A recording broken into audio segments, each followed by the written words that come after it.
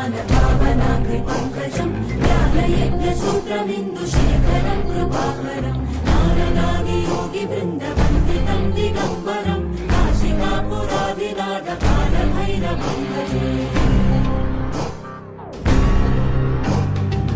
भानुकोटिभास्वरं भवाब्धितारकं परं नीलकण्ठमीप्सितार्थदायकं त्रिलोचनं कालकालमम्बुजाक्षमक्षशूलमक्षरं काशिकापुरादिनाथ